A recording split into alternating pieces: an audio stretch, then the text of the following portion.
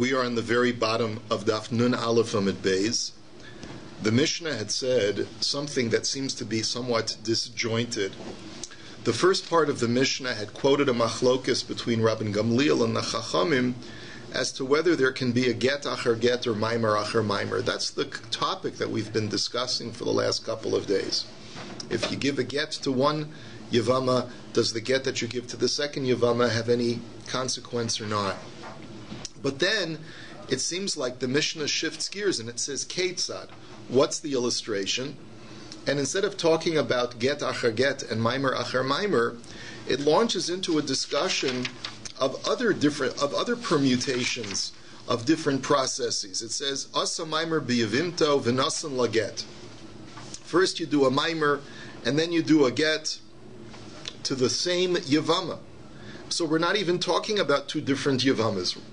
And in the Mishnah is just telling you need to have chalitza. So the whole thing seems to be totally disjointed. It's like talking about the price of tea in China.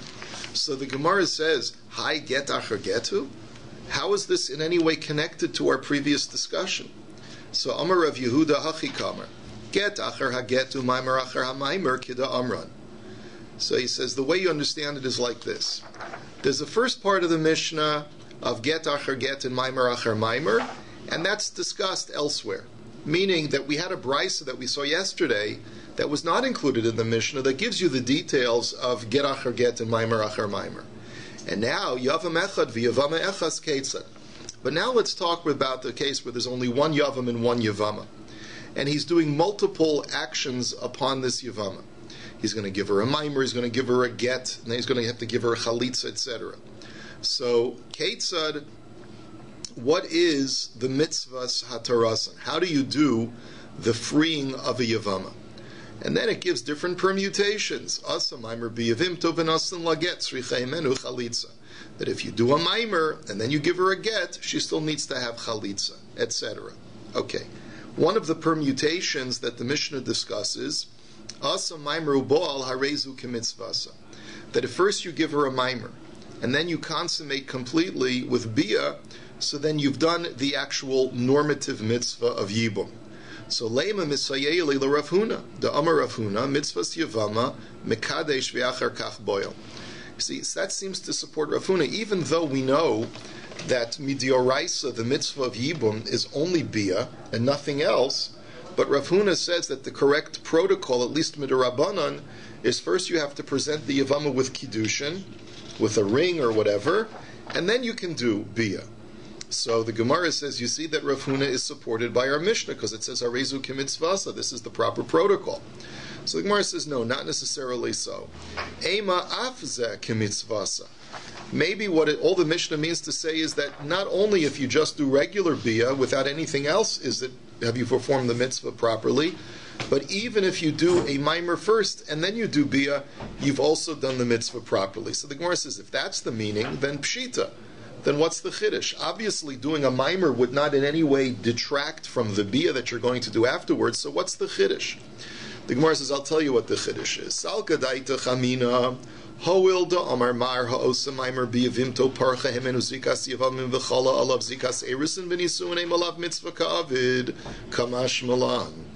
I might have thought as follows. I might have thought, there's a teaching that we had that once you give a maimer to a yevama, then at least rabbinically we no longer treat her like a yevama. We say that the zika is gone, and she now is treated like a true fiancé, like a true arusa, that has to have the marriage completed. And therefore maybe we could have argued that by giving a maimer you're actually doing something negative, because you're taking away the opportunity to consummate a yibum marriage, a levirate marriage. And now you're treating her by the fact that you've treated her like a fiancé, like a regular woman, you've sort of detracted from the mitzvah of yibum. I might have thought that, and therefore the Mishnah is telling you no. Don't think that you've in any way compromised the actual mitzvah of yibum just because you've given her a maimer first. Now, Gufa, Amar Rav Huna, mitzvahs yevama mekadesh v'achar kach boil. Let's go back to that teaching of Rav Huna. He taught us that the way that you properly treat a yevama is that first you have to present her with kiddushin, like, money or shtar, and then you can consummate. So the involved ve'asa maimer kana. But then Rav Huna was quoted as saying that if first you do bia and then you give her a mimer, that also works. Now, involve us a mimer pshita, the hakanya bebia. Well, what kind of chiddush is that? I mean, once you did the bia, which is the actual mitzvah of yibum, then obviously anything that comes after that, of course, is going to not take away from the fact that she's your wife. So ela ema imbal below mimer kana. But rather, what Rav Huna means to say is that if you just did bia without giving a mimer in advance, then even though you didn't do it the way the Chachamim prescribed it, nevertheless you fulfilled the mitzvah properly. Frek the Gemara v'hatanya loke. But one second, isn't there a brisa that says that if you do just bia without doing a mimer first, you get malchus? And here, like Tosfos speaks out, the Gemara at this stage of the question is sort of oblivious to the fact that the Torah's prescription for yibum is purely bia. The Gemara at this point thinks that by just doing bia, you get malchus midioraisa because you've done something wrong according to the Torah. And that seems to be therefore problematic, because if Rav Huna says that bia alone is sufficient, then how can the brisa say that you get malchus? So the Gemara answer is makas mardus midirabanan. The answer is no. That all you get, you haven't violated the Torah by doing bia alone, but you violated rabbinic etiquette. The rabbis say that you have to be refined in the way that you do mitzvahs. And therefore, even though the Torah says that bia alone is sufficient, but that's not a refined way of taking a wife, just by taking her to bed. And therefore, you have to present her with an object of value first, or at least a contract, before you take her into the bedroom.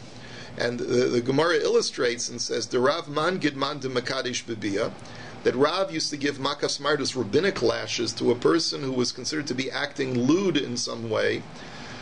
By the Mishnah in Kiddushin says Ha'isha niknes b'shlosha drachim. You can marry a woman in one of three ways: kesef, shtar, and bia. So bia is one of the ways that you can marry a woman.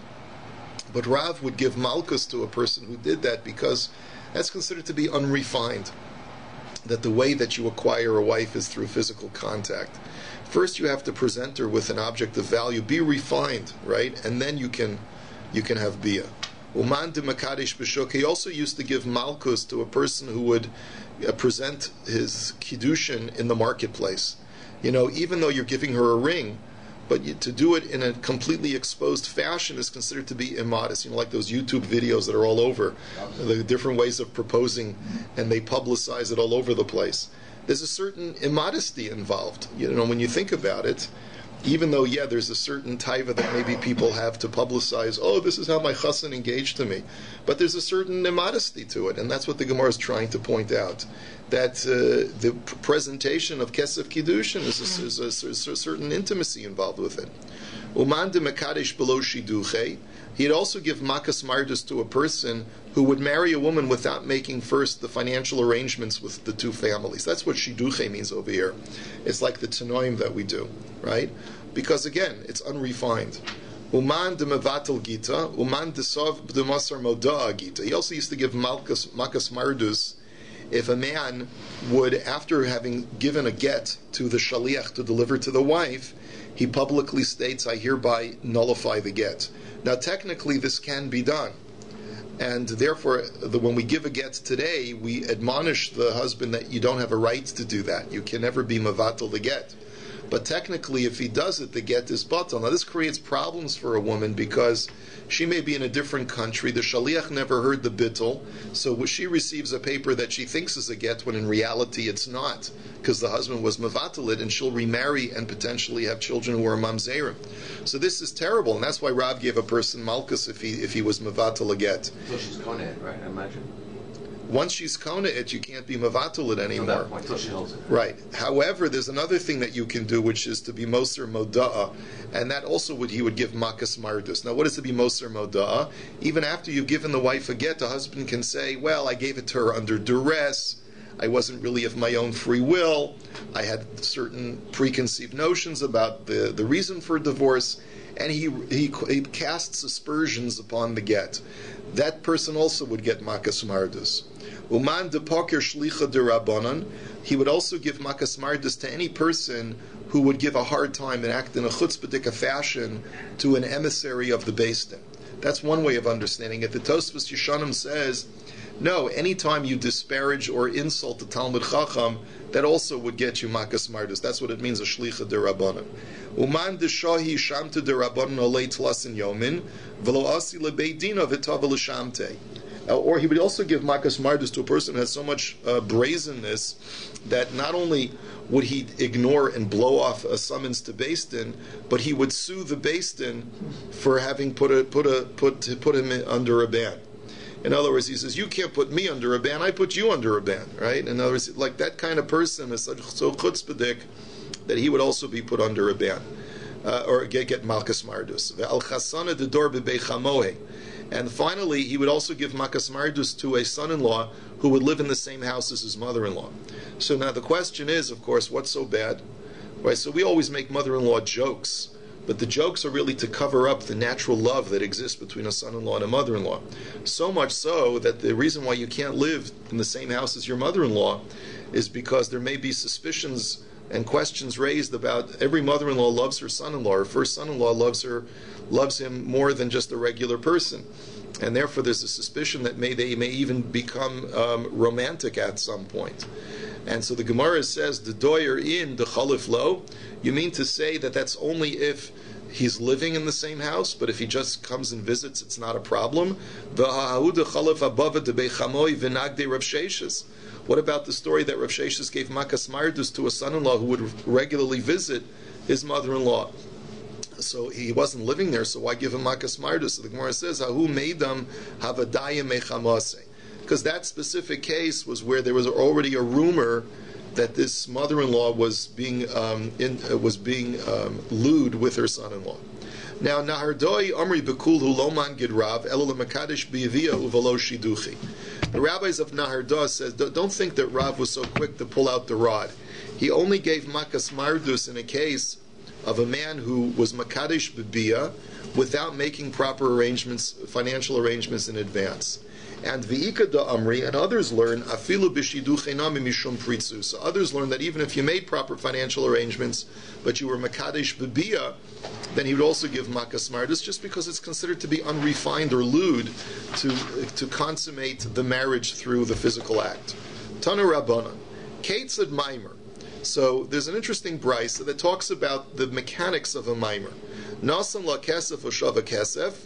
If a man gives the yavama either money or cash equivalent, anything of value, then that's considered to be a maimer, just like kiddushin. Uvishtar keitzad, and what's an example of a shtar for a maimer? So the Gemara interjects and says, what do you mean? Bishtar keitzad? Kida amran. Kasav la alanir al acheres afal pishein bo shava pruta re'at mekudeshesli. Why would I think it's any different from a regular kiddushin, where we know explicitly from the Mishnah that you just have to write on a piece of paper or on a shard of pottery, harayat mekudeshesli, even if it's not worth a shava pruta, as long as you present it to her for the sake of kiddushin, that's kiddushin. So why would you think that a maimer is any different? So Amar Abaye hachi kamer. So Abaye says what the brisa means to ask is like this: shtar kesuvas yavamim keitzad. What's the text of a shtar for the ksuva of a yavama, not for the maimer? So the answer is, the brisa continues, and it says, Kasav la, ana ploni bar ploni, kibilis yas ploinis yavimti alai, lazun ulafarnas akiroi, uvilvad shetei kesuvas al nichse bala harishan. That I, so-and-so, accept upon myself to sustain my yavama, to provide her with financial sustenance over the course of the marriage, as befitting a Jewish wife, provided that the kesuva sum, which means the lump sum that she's entitled to upon the termination of the marriage, comes from my deceased brother's estate and I don't have to pay for it. That's what the kesuva of a yavam is supposed to say. V'iles la meirishon takinu la rabbanon mesheni kidei shelo tehekala be'enav lahotzia. And as we learned before, that's only if the brother's estate had sufficient cash resources. But if there was no cash in the deceased brother's estate because he died a poor man, so then the rabbis did require the yavam to provide the ksuva from his own estate. And the reason why he gets to pay for the ksuva from the brother's estate is because, like we learned before, if heaven gave him this wife, then heaven also has to come up with the money to pay for her ksuva.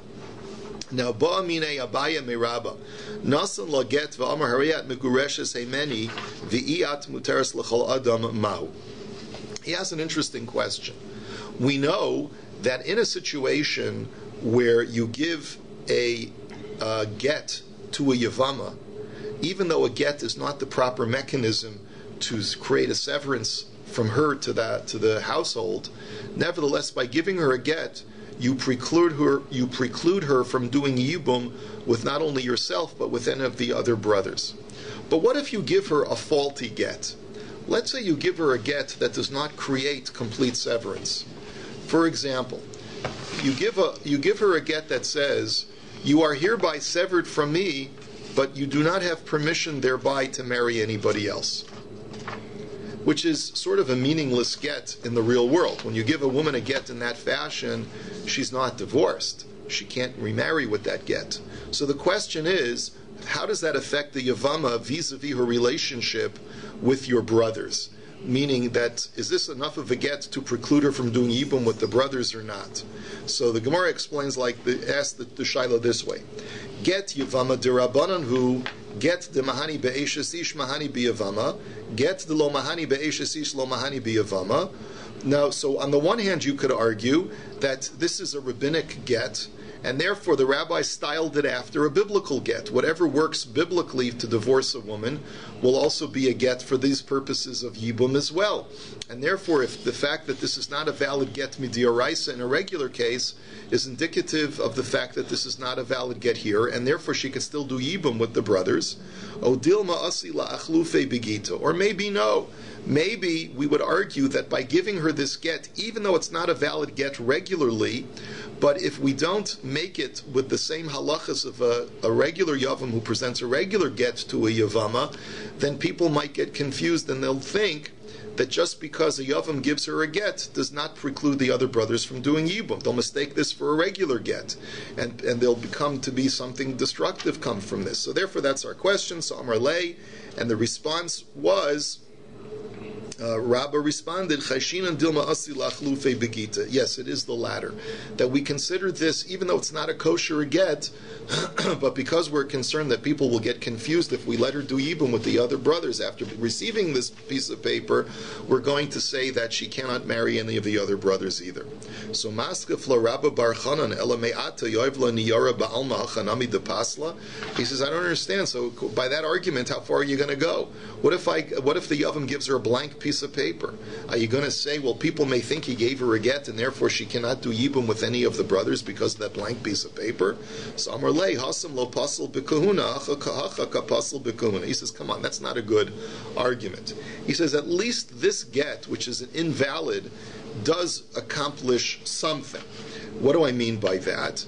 It makes her puzzle to the kahuna, meaning that let's say a man were to give a man who's a kohen gives his wife a piece of paper that says as follows: "You are hereby divorced from me, but you are not permitted to marry anyone else." Now that get is meaningless with one exception. Because he stigmatized her by calling her a gerusha, he's not allowed to remarry her. She's usher to a kohen through that writ. Even though she can't use it to remarry, but vis-a-vis a kohen, she's still called a gerusha.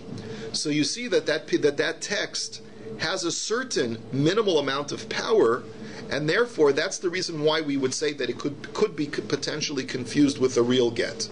But if it's a blank piece of paper that does absolutely nothing, that's not a reason to confuse it with a get. The Tanya v'isha grusha me'isha lo yikachu, as the Brisa says, based on the pasuk that Kohanim, any woman who is divorced from her husband may not marry a Kohen, afilu lo niskarsha ela me'isha lo yikachu. Even if the severance that is given to her by the get only severs her from her husband, but does not allow her to marry anyone else, she still is puzzled to her husband if he's a kohen. And this is what the Chazal meant when they talked about a document which is called only reach haget, which means it has the fragrance of a get, but it's not really a get, and that nevertheless puzzles her to the kahuna. Yeah? Anybody question that thinking? No.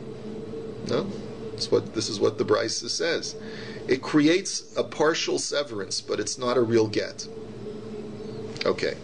Amar Rami Bar Chama Hare Amru Amar echad l'lavlar, ksov gedla arusasi l'cheshe'echna sena agarshana, hareze get mipnei shebiyadu l'garsha. Now, Rami Bar Chama says the following statement regarding Yibum, but first he says, look, in a regular case of marriage, let's say a guy goes over to a scribe and he says, you know what, I just had kiddushin with a woman, I'd like you to write a get so that when I do nisuin, I consummate the marriage, I want to be able to divorce her right away. So please write me the get now so that I can present it to her after the chuppah. That's pretty cold if you ask me. But in any event, that's what the guy does. The question is the get a valid get because it was written at a time before she was his nesua? So we know that the halacha is, says Rami Bar Chama, that yes, it's a valid get because since she is considered his wife at the time when the get is being written, even though her status changes from arusa to a nesua, but nevertheless, since he could divorce her right now, it's considered to be a valid get. However, uleisha ba'alma en get mipnei she'ein biyadu legarsha. But let's say a guy were to talk about a woman that he has no connection with whatsoever. He says, you know what, there's this girl that I'm thinking about proposing marriage to. But do me a favor, write a get first, so just in case it doesn't work out, I'll be able to divorce her right away. So he says that get is not a good get, because at the time when it's written, he's not married to her in any way, and therefore it cannot be used. The get must be written only after the woman is his wife. So now the question is, based upon this contrast, Boy Rami Bar Chama as follows. He asked the following question. Liyavimto mahu.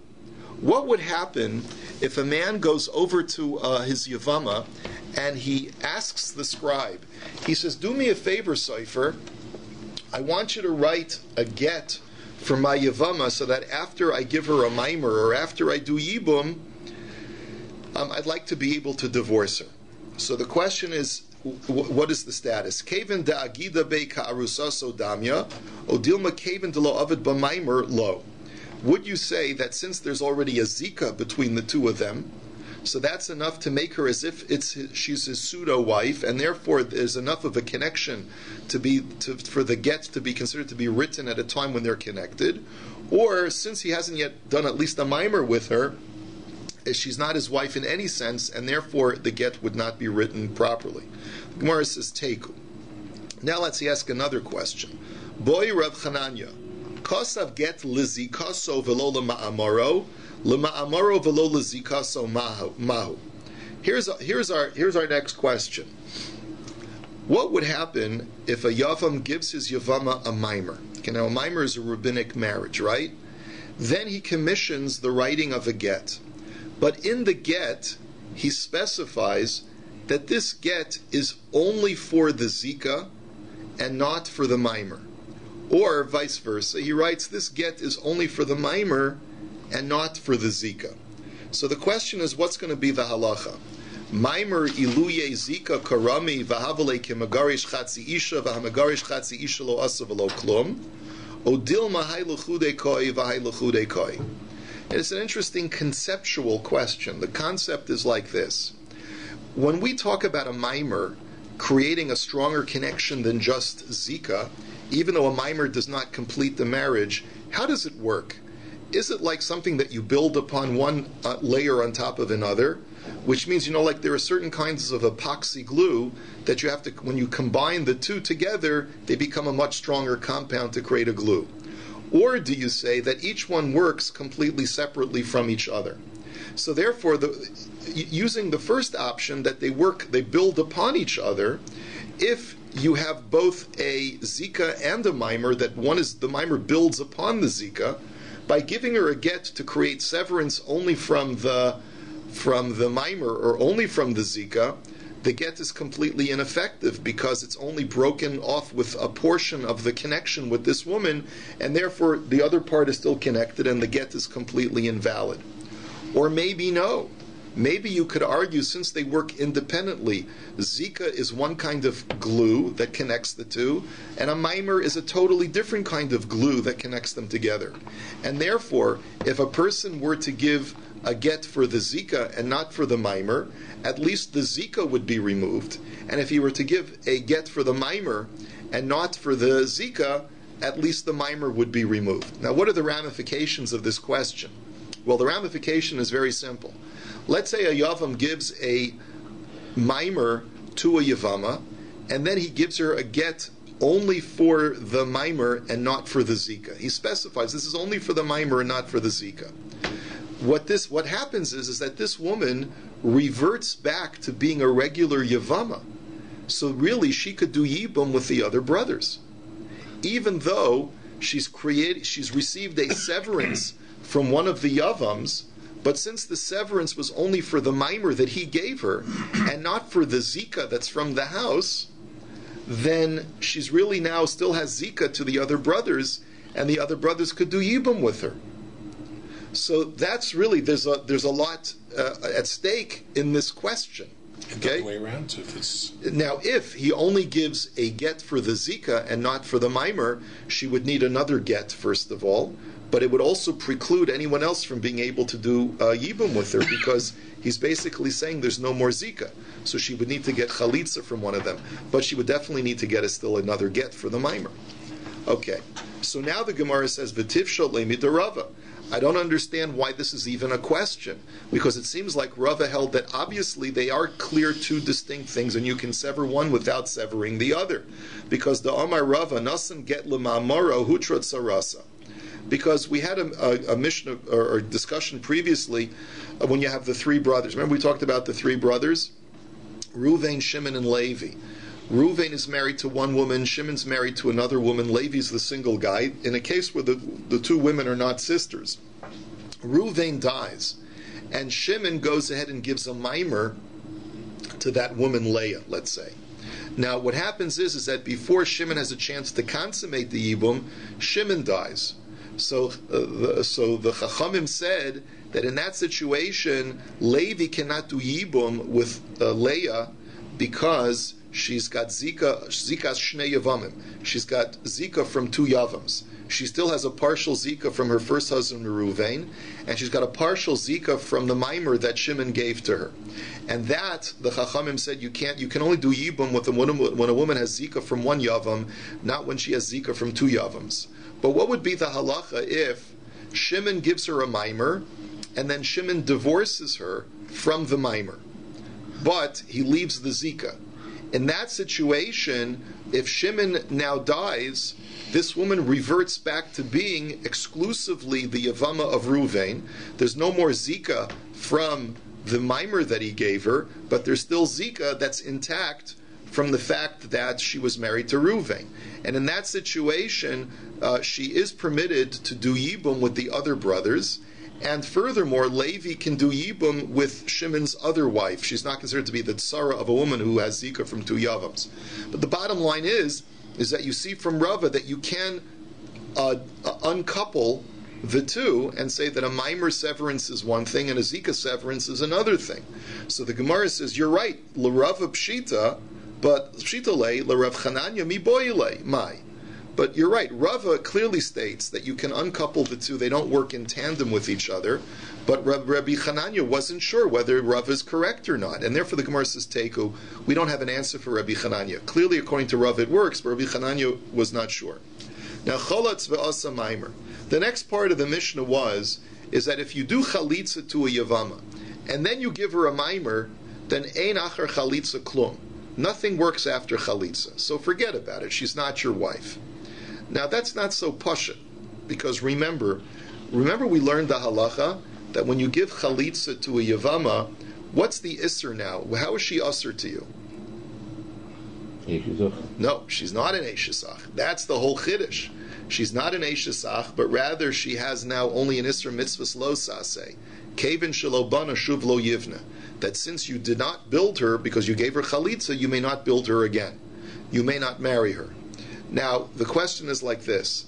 If you present Kiddushin to a woman who is an erva, that's no Kiddushin, right? There's no Tvisas Kiddushin. But what if you present Kiddushin to a woman who's only got a mitzvahs lo saseh?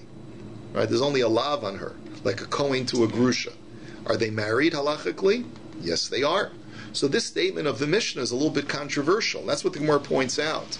Amar Rav Yehuda, Amar Rav, Zu Divrei Rabbi Akiva, Da Amar Ein Kiddushin Tovsin B'Chai Ve'Lavin. Aval Chachamim Omrim Yesh Acher Chalitza Klum. So this Mishnah only goes according to Rabbi Akiva, who says that there's no tefisas kiddushin even with a kohen to a grusha, right? Even with a mitzvahs lo saseh. But according to the Chachamim who say that a kohen can be married to a grusha, even though it's usher, but there's still tefisas kiddushin, so too here, if you give kiddushin to a chalutza, you will halachically be married to the point where she needs to get a get. Now, umi matzis mukmas la karebi akiva v'hakatani reisha nasan get v'asa maimer tzricha get v'chalitza. Now, how can you say that our Mishnah goes like Rabbi Akiva? The first part of the Mishnah had told us that if you present a Yevama first with a get, and then you do a maimer afterwards, she needs both a get and chalitza to free her to the shuk. V'i Rabbi Akiva, kaven diyahav la get mi mahani b'maimer. But according to Rabbi Akiva, since you started by giving her a get, then giving her a maimer afterwards shouldn't help. Because v'hatanya, Rabbi Akiva oimer minayin lenosin get liyavimto shenesra alav olamis. Rabbi Akiva says, how do you know that once you give a get to a Yevama, then there's no possibility of marriage ever again? How do you know this? Shenamar lo yuchal ba'ala harishon asher shilacha. That the Torah talking about a machzor grushasa says that once you divorce her, you can never marry her again. And that, says Rabbi Akiva, is a reference to a Yavam who gives his Yevama a get. So, according to Rabbi Akiva, giving a woman a maimer afterwards completely has no effect whatsoever. Why then would our Mishnah require to give her a second get? So the Gemara says, achar shiloch, once you send her away, you never can marry her again. So Amar Ravashi, get Yevama midirabanan ukras machta bi'alma. So the Gemara answers no. Even Rabbi Akiva agrees that if b'di'evid you gave her kiddushin, she would need to have another get, because the whole process of a get only works midirabanan anyway, even according to Rabbi Akiva.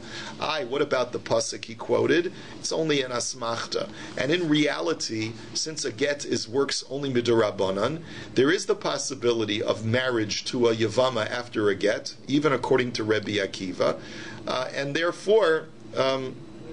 and therefore he would agree that you have to give her a get. Tanya nami hachi, Amar Rabbi, ein advarim halalu amurim elu l'divra Rabbi Akiva sheyaosa chalutza ke'erva.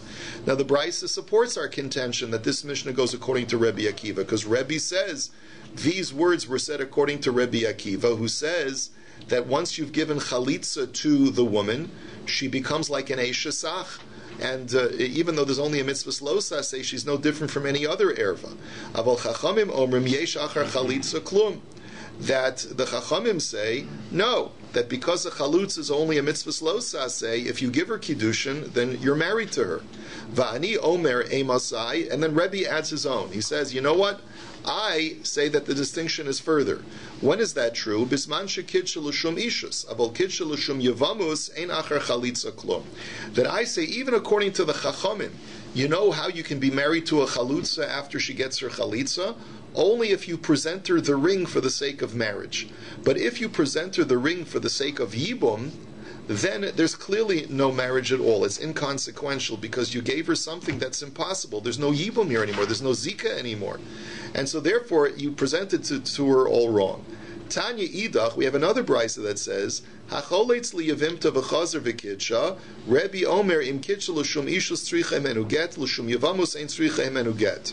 That the brisa quotes Rabbi again, and he says that if you present a woman kiddushin after giving her chalitza, so then if you presented it to her for the sake of marriage, then you have to give her a get.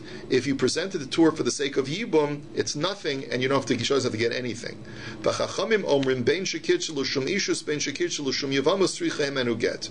Chachamim disagree. They say no matter what the reason you presented her with the ring, even if it was for the sake of yibum, she needs to get a get. So now, Amar Rav Yosef, my time of the Rebbe. Let's try and understand Rebbe's rationale. Why does he say that if you presented it to her for the sake of yibum, it's nothing? He says, because the answer is because by analogy. This is something that is completely done in error, and therefore it's meaningless. And what's the analogy? We know that there is a halacha that if a ger dies and he leaves no heirs, then what happens to his property? His property becomes hefker, and whoever makes a kinyan in it first acquires the ger's property. The reason why we talk about a ger is because any other kind of Jew always has heirs, always has a relative who would inherit him. But a ger may could theoretically have no relatives, and therefore his karka, his property, becomes hefker. So now let's ask the following question: what if I live next door to the ger? Right, my field is right next door to his field, and he dies, and I go ahead and I start hoeing, thinking that I'm hoeing my property when I'm really hoeing his property. In that situation, since I didn't have das to be kona, I'm not hoeing his property because I want to be kona it, but because I think it's mine, then I'm not kona his property. And if therefore another guy would come along and make another type of kinyan, he would get it before me. So and the same thing is true over here. This person, this Yavam, is presenting her what he thinks is Yibum, but there's no Yibum possible. And that's why it's not a valid kinyan. It's totally done. It's a total toes.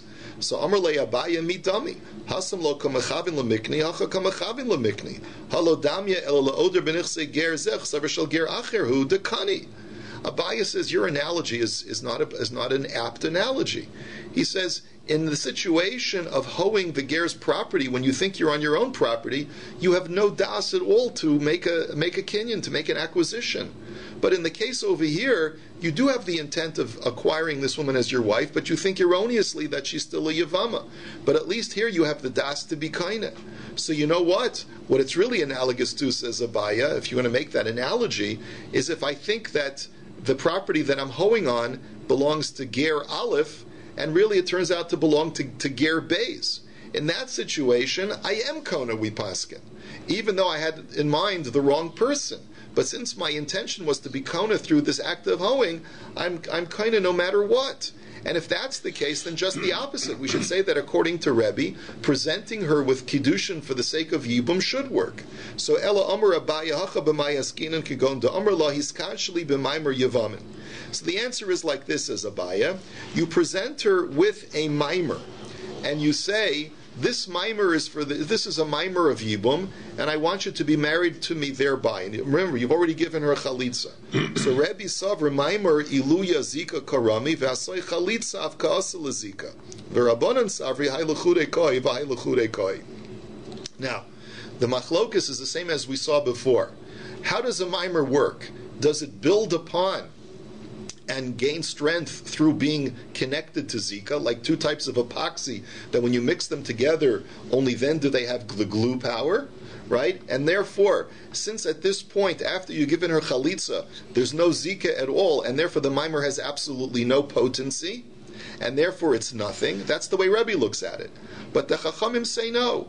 Each one creates a separate glue connection to this Yevama. And therefore, it's possible to have a mimer even without Zika, to create that connection to necessitate a get afterwards. Now, me'ikara ilu amar la hiskachli b'mimer Yevamin milo mahani hashtanami mahani. Therefore, the Rabbanan's argument is that if you had given her a mimer before chalitza, it would help independently of the Zika, and therefore it helps now also even after the Zika has been removed. Now, Rava Omar, Ida Amarla b'mimer Yevamin kuli amalo pligi de mahanya. Rava says, you know what, I disagree. If even Rebbe would agree that if you present a woman with a mimer and you say that this is a mimer for the sake of Yibum, even Rebbe would agree that the two of you are considered to be connected in some way, and she would need to get a get from you. However,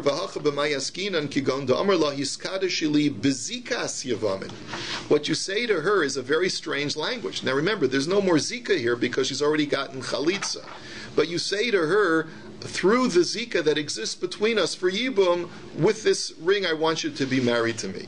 So Rebbe Savar Yesh Zika ve'asoi chalitza avkaase lezika.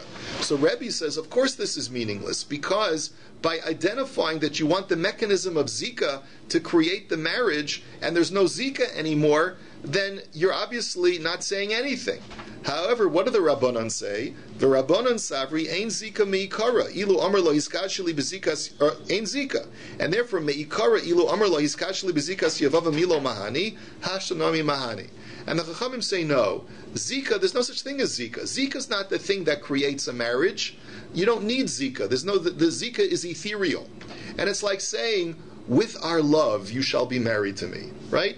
Now, what if there is no love? If he still presents her with kiddushin, are they still married? Of course. So it's like a meaningless statement. And therefore, just like if before he gave her chalitza, he says, with the zika, you shall be married to me. Well, if you hold ein zika, it's like, it's ethereal. It's a nothing statement, but they're still married through the mimer. So too, even though there's no zika now, because there is no din of zika at all, by giving her a mimer and saying that, it's like saying, with our love, you shall be married. Right? But he gives her a ring. So it's the ring that creates the marriage and not the zika, just like before. And therefore, it's a valid marriage, and therefore she needs a get from him. So this is the machlokas between, at least according to Rav, the machlokas between Rebbe and the Chacham. And we'll hold it here for today.